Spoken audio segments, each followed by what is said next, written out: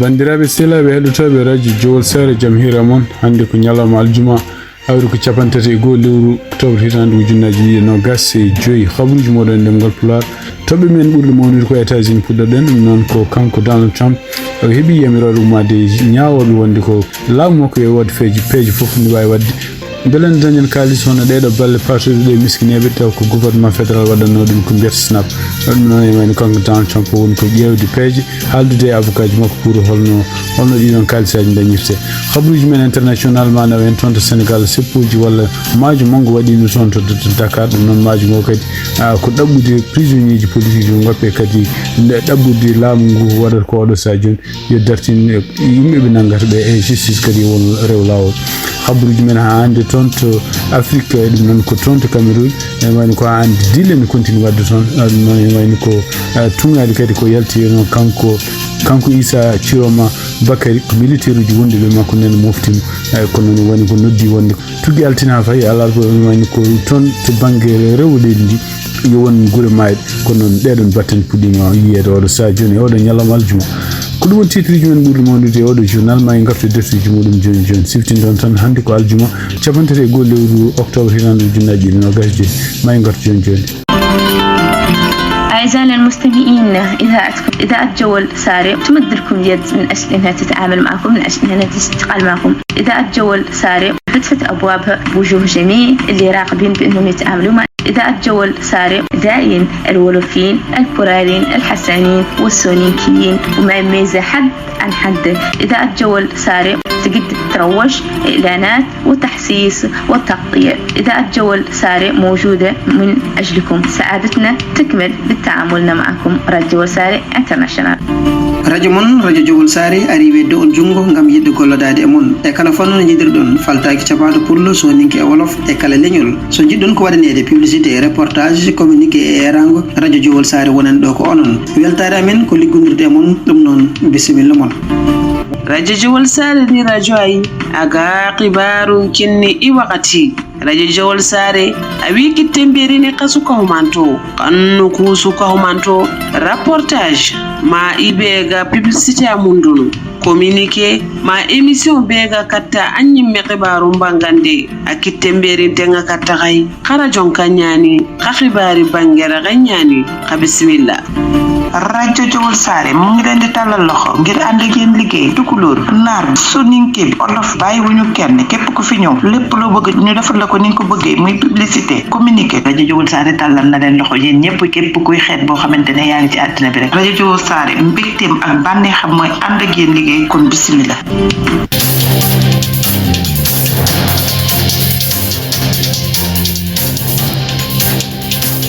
bandiraɓe sehlaɓe heddotoɓe radio jowol sare jaam hiire moon inde gardinti titre uji men ni habaruji men guida ɗon koto ɗo e États-Unis ɗum noon tunade kadi ko yalti e cuuɗi ñawoji hande juge ji ɗiɗi kañumen koye men mbaɗi ñawore wiide wonde hono ko laammo ko kanko Donald Trump yo waɗ feere fof o hutoro kalisaji ɗiɓe jogui kalisaji ɗi mbiyata ko moftiraɗe ko fati enne gueɗe keñoraɗe pour yobde kala ko wiyete enne bénéfice aji taw ko fati ñamde ko fati taw ko miskineɓe keɓanno ɗum noon e wayno tumnade ko ɓeɗon ñaawi ko kal mbimi jamiri Donald Trump yo waɗ feere fof beelon hutoro ɗiɗon kalisaji beelon yoɓa ɗiɗo kartuji ɗi ganduɗa wasɓe walla yimɓe ɓe ganduɗa ɓe ngala dole ɗo États-Unis kutorto pour sodde hen ñamdu men e yardu men ɗum noon e tugnade kadi e kanko Donald Trump ko haali wi wonde ko caggal nde ndeɗo ñawore yamira on e wayno ko kanko Donald Trump o wawi haaldude e avocat ji makko ɗum noon liggotoɓe toon to Maison Blanche e wiide wonde koye ƴeepeji fof holno mbawi haaldude e kamɓe ñawoɓe pour ɓe mbawa andude holtoɓe guittata ɗin kalisaji ha ɓe mbawa yebde ɗiɗo bénéfice aji ɗi ganduɗa wasɓe keɓat ɗum e États-Unis ɗum ɗo fof noon ari ko caggal nde teskita wonde ko oɗo ñalawma hande woni nogas jeeta ɓiiji ñalawma ko ganduɗa kamɓe gouvernement mo Donald Trump ene uddide baafi muɗum siɓɓe fof sibabude kamɓe démocrate en e républicain ji ɓe mbawani nandire toon to congrès ko wawi wonde fof ene wayno kadi ko ɗum ɗo ko hunde nde ganduɗa kanko Hakim Jeffrey gardiɗo sous représentant ji ɗum ɗon ko démocrate numéro 2 toon to congrès wi wonde ɗum ɗo kadi ko hunde wonde fayida ɗum no wiide wonde ko kanko Donald Trump walla kamɓe républicain ɓe jinno ko hutorade surtout yenna ɗiɗo bénéfice aji ɗum noon heyɗindi yimɓe américain ji ɓe ngala dole ɗum ɗo fof ko wattude ɗum gueɗe politique ko won fof e tugnade kadi e hisaji ɗi mbaɗaɗi taw ko haralaɓe ko fati bénéfice aji gouvernement fédéral wallata ɗum wonde miskina ɓe mbi wonde so tawi ɗeɗo ñawoje ɗe ganduɗa ɓeɗo ñawoɓe jamiri kanko gouvernement makko kanko Donald Trump so tawi yettima ha ñande goo lewru novembre ene wayno kene ɓuura 65 ujunere neɗɗo taw ko sukaɓe heɓannoɓe ɗeɗon balle e sukaɓe e famille aji heɓannoɓe ɗeɗon balɗe noon koko fati ñamde ko fati kadi hay programme uji école aji ɗum ɗo fof ene wayno ɗiɗon programme koko dartoto ko wawi wonde fof ene fada ɗo e 24 heures 48 heures a yiyede so tawi kanko gouvernement makko kanko Donald Trump on wawi ɗoftade ɗeɗon jamiroje donc ko jiita e ɗum ɗon ene wayno kono wonno 29 million amérique naji oɗo saji joni kutortoɗo ko fati assurance mon ganduɗa oɗo assurance wonno ummotono ko mbiyata affordable care ɗum ɗon ko kanko Obamacare ene wayno kañumen koye mon ma sibabunde gouvernement shutdown gonaɗo kañumen koye ma perdu assurance donc mbawata safrade ko wawi wonde fof ene wayno ko kamɓe républicain kamɓe démocrate eɓe continue wasa nanodirde hande ko jiita e ɗum ɗon kanko Donald Trump e nder kadi ko winde truth social makko wi wonde ko ene wayno ko yamiri républicain walla ñaagui ɗumen yo kañumen koyemen yo kutoro ko mbiyata nuclear option ɗum noon ko ene wayno ko yo kutoro ko wiyete free nattuji hutorade free bus ɗum noon e wayno ko kuulal gongal toon to congrès wiide ko wonde ko toon to sénat il faut ɓe daña tan capanɗe jeegom jaaduɗe koɓe jiiɗi ko pour meɗen mbawa gagnade ñawore wonde foof e ɗum noon e wiide makko kanko Donald Trump il faut koɓe kutoro hankkadi ko wiyete ni ko kuulal biyetegal ko tawde kamɓe ɓuuri hewde kewede alay saago soɓe dañi 50 ko ɓuuri hayso ko goo fawi hen ɗum woni wonde hankkadi ɓe mbawa eɓe mbawi lamade ɗum ɗo fof noon ko wiide makko kanko Donald Trump ko gueɗe poɗɗe hutorede sifti noon tan ko hono sarɗiyankoɓe heewɓe fuɗɗiɓe haalde ɗiɗon haaluji ene jeeya hen kanko Marjorie Green Taylor jeeyaɗo toon to Georgia ene wayno kadi e représentant ji goɗɗi jeeyaɗo toon to Californie puɗɗinoma haalde ka ɗum haala ko wawi wonde fof ene wayno kanko Donald Trump e nder ko windi hande truth social makko wi wonde ko alay saago kamɓe républicain ɓe kutoro ɗum ɗon ko yacci beele ɓe mbawa wallude gouvernement makko kanko Donald Trump continue liggade liggey muɗum donc ene wayno ko haysonno kanko Donald Trump o yamiri e nder ko windi e truth social makko wiide wonde ko kamɓe républicain ji ɓe nattu hutorade ko wiyete filibuster ɗum no wonande ko ɓe ganda filibuster ko kuulal gongal toon to Sénat kuulal ngal kadi ne yamiri kala parti ɓuraɗo hewde dole tanke ne wawi dañji 45 yimɓe wiide ala ne wawi hadde ñawore ɓe waɗani toon foof ɗum noon firti wonde ko alay saago kamɓe wawɓe ɗaɓɓude ñawore foof walla débat foof il faut ɓe daña kadi ɓuuri 60 jonde walla 60 neɗɗo wi eyyi ko ɗum woni donc filibuster o ko hunde hutorande no fewi ɗum waɗi hono kanko sénateur gardiɗo sénat toon to banggue républicain kadi gardiɗo sénat o fof hono kanko Janton o wi onde ɗum ɗo ko hunde nde ganduɗa eno o wawa miijade sans waylude ɗum ɗon o jaɓani ɗum ɗon e wayno ko ɗum ɗo fof firti wonde ko kanko Janton ene wayno o lundima Donald Trump ko ɗum waɗi kadi hono kanko gardiɗo suudu représentant hono Mike Johnson o wi wonde hayso ɗum ɗo wona hunde makko wona haaju makko tawde ɗum ɗo ko kuulal gongal toon to Sénat ene wayno ɗum ɗo ko hunde nde ganduɗa en kamɓe républicain ji ɓe potani dogande waylude ɗum noon e wayno koye wiide makko kadi kanko Mike Johnson wi so tawi ɓe mbayli ɗum ɗon supposons so tawi woteji ngari hono kamɓe démocrate ɓe mbawi arditade suudu ɗum noon ko caɗele wonde wonanta e nder kadi kanko Mike Johnson ko wi o nden démocrate ene mbawi wattude Washington DC mbaɗa ɗum eta ene mbawi addude Porto Rico mbaɗa ɗum leydi ene mbawi kadi kañum hoore heftude armemaji mo yimɓe jogui ɗo fof États-Unis ene mbawi kadi change de cour suprême noon woori ni hen mbatta ɗum yimɓe ɓe mbiyata libéraux ji ɗum fof ko hunde nde ganduɗa ene kanko Mike Johnson o jaɓani ɗum noon ɗum noon siften ɗon hon kanko Donald Trump mo continue hande jabade républicain surtout ene wiide men ko huli wonde démocrate nen kañum so kepti gardugol toon to Sénat ma mbaylu gueɗe o wi wonde ko ene wayno ko oɗo saha joni ko kamɓe parti républicain kamɓe jogoni e laamu ko kamɓe en jogui doole e ɗum noon e wayno koye poti wadde gueɗe fof ɗi poti wadde pour dartinde oɗo shutdown e ɗum noon tampinde leydi ndi donc ene wayno ko kanko Donald Trump wi wonde oɗo saha joni wayno ko continue wadde pression makko ɗum noon ko gila alhamisa hande ha aljuma hande mon continue postude ɗum ko way wonde fof o ɗum ɗon kadi ari ko caggal nde kamɓe sarɗi koɓe wonɓe toon to banggue républicain e banggue démocrate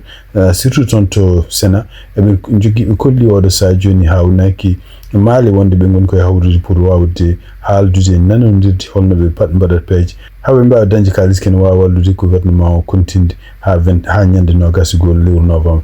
siftini ɗon tan ko shutdown ko fuɗɗi ko en wayno ha handi nene fando hono shutdown ɓurnode wadde ɗo e États-Unis ɗum noon koye laamu makko wonno kanko Donald Trump e mandat makko gaton on shutdown yehini kene wona ha yetti 45 ñalawma ɗum noon tawgol laamu udditani e kadi service aji liggeyaji kewɗi ɗi ganduɗa taw ɗi gona essentiel ɗe mbiyata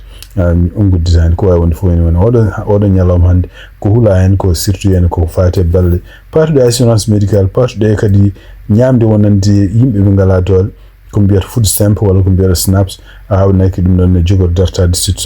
so tawi wonano sibabu no ñawore o yande hande taw ko ɓeɗo ñawoɓe taw ko fédéral mbi wonde ko kanko gouvernement fédéral yo waɗ peeje fof wutoro kalis ko mbiyata kalisaji kañiraɗi pour beele ne mbawa wallude ɗeɗo balle ɗe ganduɗa wasɓe ɗo e États-Unis keɓat ɗum ɗum noon ko fate ñamde ko fate kadi jangde sukaɓe walla gueɗe walla sukaɓe no topitora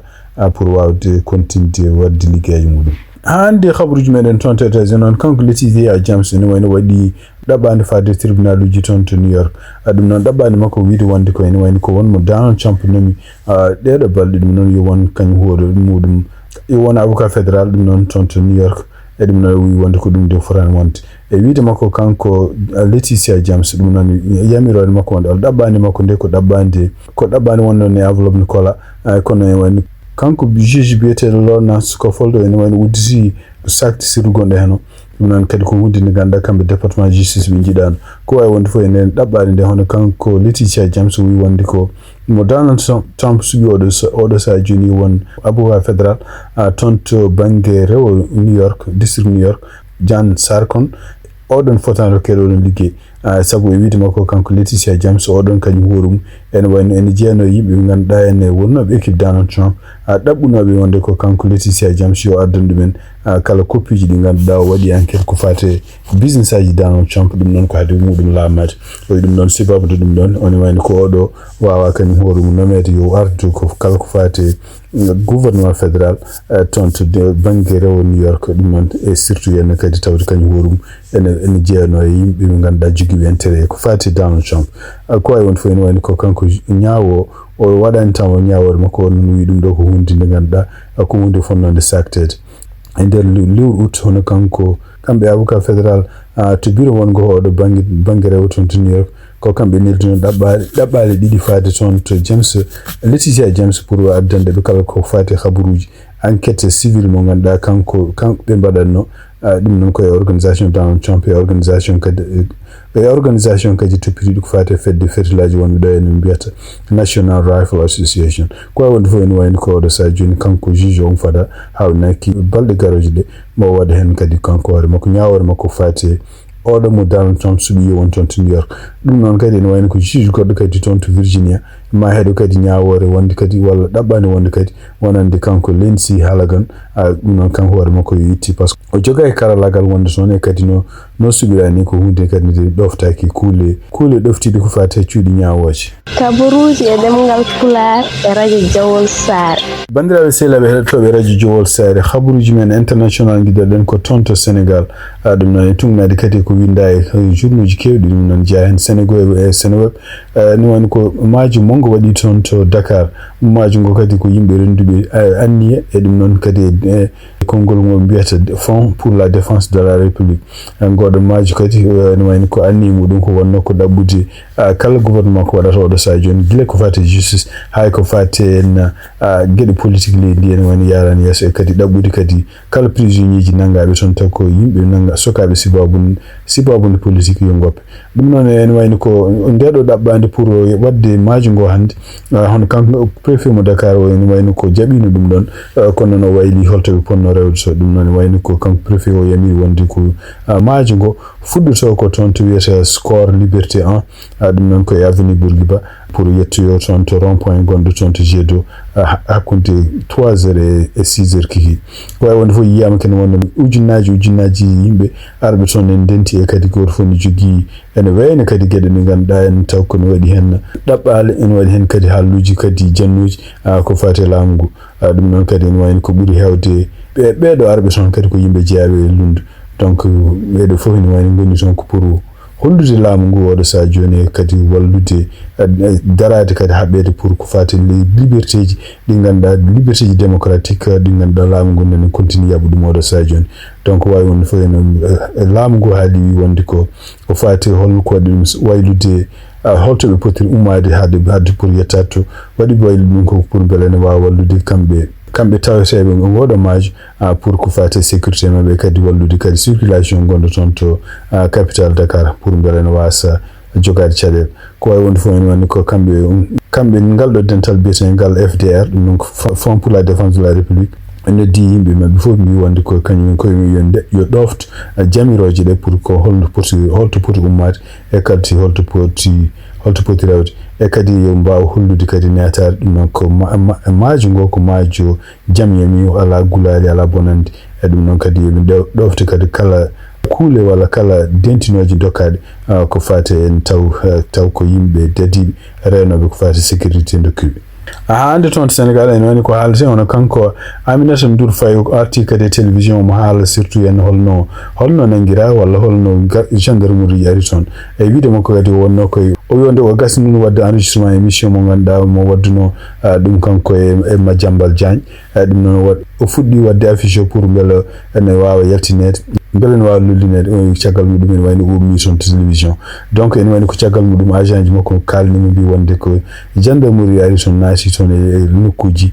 toon to télévision en namdi kadi wonde ko programme uji fof e dartini donc nde o arti toon to place nde ene wayno tawi gendarmerie ji ɓe toye toon ɓe ene wayno ko yimɓe dadiɓe le ngari ko fellodirde e yimɓe ko wiyete gangster uji walla yeeyoɓe drogue walla yimɓe waɗa boniyankoɓe donc nde wari nde ene wayno ko ɓe mbi kaɓe ƴeftamo ɗon eɓe nawa e porson o nanama oto kono noon comci ɗi o joguinode e paɗe ɗe o joguinode o namdi wonde ko il faut ko wayla o ƴefta comci e paɗe goɗɗe ɓe calima tan kono ele caggal mum ɓe jaaɓi ko wawi wonde fof ene wayno ko o sali jolde oto mabɓe kono noon ene wayno ko caggal nde ɓe ɗalimo o change ene wayno ko kanko hoore makko jole oto makko o rewe mabɓe o haalanaka ni holko woni sababu ɓe ngari toon kono ko ene wayno ko caggal 30 minutes caggal nde o yetti toon to nokku no ɓe nawnomo to ko nden ɓe gaddinimo mbi wonde ko hedde convocation makko ene wayno ko nden paari ɗum ɗo fof ko ene wayno ko convocation yalti hen kadi ko gendarmerie wi finalement wonde ko waɗama garde vue 48 heures o tentina ɗum ko caggal 30 minutes nde woni déjà o woni toon to gendarmerie namdimo kadi kewɗe kono noon kanko hoore makko kanko Aminata Ndour Faye wi wonde ko nanguedemo nannedemo toon to nokkuji ɗi ganduɗa ɗeɓe namdoro yimɓe walla ɗeɓe tampintiɓe o wi ɗum bonnani haqqille makko par ce que omo fernisino pour ɗum ɗon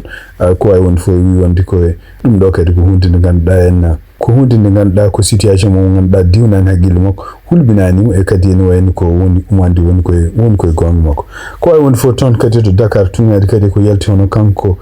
biyeteɗo Ahmed Ndoye omon continue hande moftede toon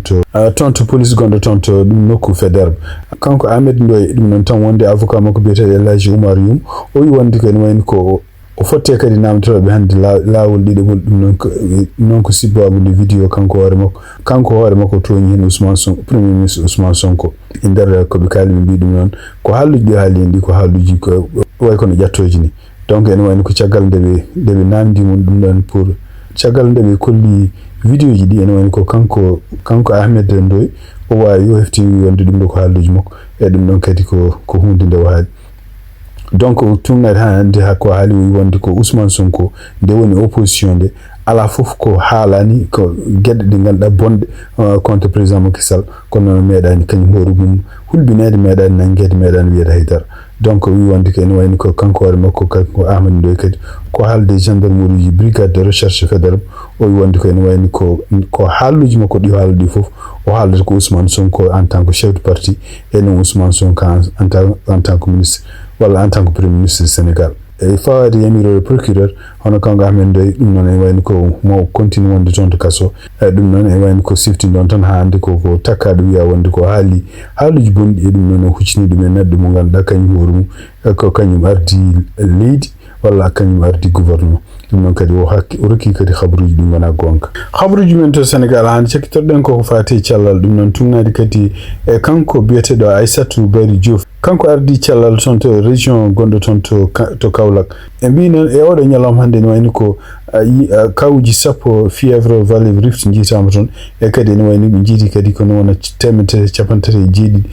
kawuji taw ko ñaw mbiyetego dengue e nduɗo lewru octobre tan kanko Aissata Bari Diouf haali ɗum tumnade hande ko haali wonde ko ene wayni ko région Kaolack ene wayni ko heeɓi kamo ɗum koye daroɗo lewru octobre ɗum ko ɗum waɗi sababu no gouverneur mo kanko région toon to Kaolack o wawi noddude hohoɓe pour wawde habde e nguɗo ñaw o haali surtout wi won ñaw nguɗo biyetengu Pawle Valley Rift ko ñaw gonɗa en oɗo saɗa joni en jiiɓi no fewi par ce que ko nokkuji kewɗi rewata ɗum noon nokkuji ɗi kadi e wiidema no famniri yimɓe neɗɗo heɓa ɗum taw itti ɗum koye dammiri ko kañum hoore mum taw no memi ndiɗon dammiri taw ndiɗon dammiri kadi ko dammiri ñawdi e ɗum noon kadi walla kañum hoore mum taw memi gueɗe gummiɗe e ndiɗon dammiri sibabunde ko leppi ko ummoto en ndiɗon dammiri ne wawi naworde ñawngu donc ene wawi kadi neɗɗo heɓa kadi ñawngu sibabunde kañum hoore mum ñaami produit ji soit ko wayno cosmétique ko soit ko wayno tew taw kañum hoore mum fewnani ɗum no foti fewnirede ɗum noon ko kanko Aissata Bari Diouf haali ɗum o kadi ko fati en dangue en waɗi oɗo sa joni kawuji kewɗi jiitaɗi ɗum no fof ko sibabunde e ballal laboratoire mobile institut Pasteur gaddaɗo wawi wallude ɓe kam yitude kawuji kewɗi ko fata dengue e safru ɗum ñaw mbiyeten dengue ko ñaw bongo ko ñaw jangu sarade kadi ko ñaw ɓoyongo ko wawi wonde fof ne woni ko haali wonde ko ala kawuji grave oɗo sa joni ɗiɓe jiiti kono wani ko région Kaolack kañum hoore mum woni oɗo sa joni wawi yittude ken wona kawuji sappo ɗum noon ne wayno ko hen ka ummi toon ko leydi ganduɗa takkodirde Sénégal habaruji men international hande toon to Cameroon e tumnadi kadi ko African News windi hono wuro wiyetengo Morwa hono capital gonɗo banggue rewo toon to région banggue rewo Cameroon en wona oɗo sa joni woni koye kañum hoore mum koko darti laamu Yaoundé tumnade konngol makko kanko Issa Ciroma en wayno ko gardiɗo lundo gonɗo toon o wi wonde en wayno ko omo noddi oɗon région fof yo wonno en wayno ko wuro mum wiyata Mayengo ɗum ɗo fof firti wonde ko e goɗon noddango kanko Issa Ciroma Bakary o wi wonde ko eɓe jiiɗi wonde ko balɗe tati tuggi altin tan ha yettanma alarba wuro ngol foti hay goto fotani yeyde hay goto fotani yaltude ɗum noon ko ɗum woni ko nodda ko noon ene wayno ko teskita hande oɗo aljuma ene wayno ko wuro ngo déjà fuɗɗimi yiide battane muɗum donc ko yimɓe hewɓe yeeyannoɓe jaltani yimɓe hewɓe ganduɗa en yahannoɓe ha école aji ene wayno tumnade kadi e konguɗi goto étudiant ko haali wi wonde ko ene wayno ko yimɓe hewɓe fonnoɓe wonde classe uji men ko yimɓe nogas tan gari toon donc kala ko fate transport en wani yiyaka ɗum noon ko fuɗɗi hande ko aljuma ko wawi wonde fof ene wayno ko yeeyoɓe ko wayno Abdoulaziz sey wi wonde ko ene wayno ko kañumen koyemen kulli wonde ko yaltinde kayko men yeyde sibabunde sécurité wodani wawi wonde fof ene wayno ɗum ɗo kadi ko gueɗe ɗe ganduɗa kamɓe wonɓe toon to lumde surtout kanko Issa Ciroma Bakary haare nde ɓe gondi oɗo sa joni dartade laamu gongo toon to Yaoundé siftin toon tan ko woteji bonnoɗe ñande 12 lewru octobre holli wonde hono kanko Biya Diaro duuɓi 92 kadi ene wayno ko conseil constitutionnel wi ko kanko kañum woteji ɗi ɗum no dañi 53 piccal jeeɗiɗi so fawama e temedere hono kanko Issa Ciroma Bakary en wayno dañi ko 35% ko wawi wonde fof en wayno ko kanko Issa Ciroma en yimɓe hewɓe walloɓe mo opposition mbi wonde ko ɗo saji en wayno ko ɗum wote ɗi ko gujjaɗi en wayno ko kanko Issa Ciroma actuellement dañi 62% ko wawi wonde fof sepoji ɗi nen continue ha oɗo ñalawma hande ene wayno ko gure ɗe fof ene wayno oɗo sa joni ala to caɗel ngala ɗum noon ene wayno ko yimɓe hewɓe hulnoɓe dillude ene wayno ko joguima oɗo sa joni cuusal wiide wonde ko gueɗe baɗaɗe e sirte ɗiɗi woteji ɗum ɗo ko hunde ɓurtunde ko wawi wonde fof ene wayno ko sukaɓe hewɓe kadi ne janti hen kono kanko Isa Chiroma Bakari non en wayno ko kanko war makko ko bido ko kontino haade nde habe mbawa yandini Paul Biya dum non wiide mabbe kadi wayno ko kanko Paul Biya jaaro dubi capan jeene din binde ni ko kanko war makko kanko woni cagalla odo complot pour wujjude osoji tonko Bakari en way Isa Chiroma Bakari odo sa joni en wayno ko taarado e galle mum tonto garuwa tugitan nyande résultat ji woteji di jaltinde en wayno ko en nyande aljuma hande kanko war makko noddi en wayno taara dum galle mudum to garuwa tugitan nyande woteji jaltinde en wayno ko fama joni wonde ko aljuma odo en wayno ko soldetebe be ganda en wondube makko ngitimo e galle makko nayi mun nokku dum ganda kanko war makko on wawi hisiton dum do fo non fitti wonde ko leydi ndi en hona yimbe civil en tan soldetebe yimbe kadi jaabe laamu kam makko kanko Paul Biya en continue wondude kanko Isa Chiroma Bakari siftin don tan ko Isa Chiroma Bakari kany horu wonno ko gouvernement makko kanko Paul Biya ha mois de juillet en wayno ko ndeno yalte o do gouvernement kanko war makko yehi fay opposition habruji men international hande dum non ton to Guinea Bissau e tunade agence ana dulugo hali mbi wonde ko armée Guinea Bissau kany horu men wayno ko firti page bannodo son aljuma hande dum non ko yandinde gouvernement gondo son non ko wadi kudisa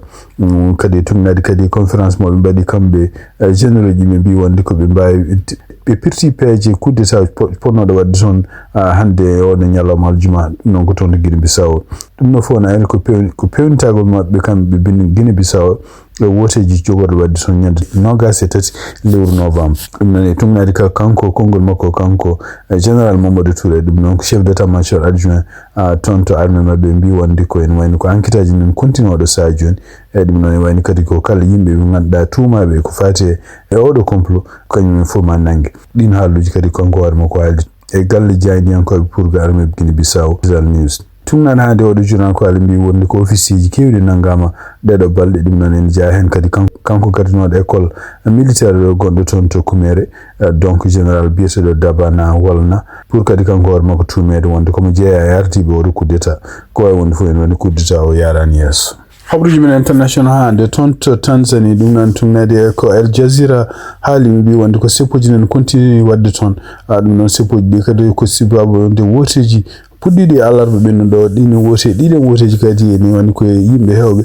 taw ko yimbe jaabe lunde ne kada kanyum ko woni wonde candidat dum non wayno ko do sa joni halaka no foti yimbe maabe kon non e mbi wonde ko yimbe hewbe maayi son ko ay wonde fo e tunade hande journal ko hali ko mbi wonde ko fitinaji dinen continue do sa joni e yaaji dum non en wayno ko yettima ton to frontière uji gure gonde Tanzania taw ko takkido frontière hakkuno be Kenya ko ay wonde fo en wayno ko do sa joni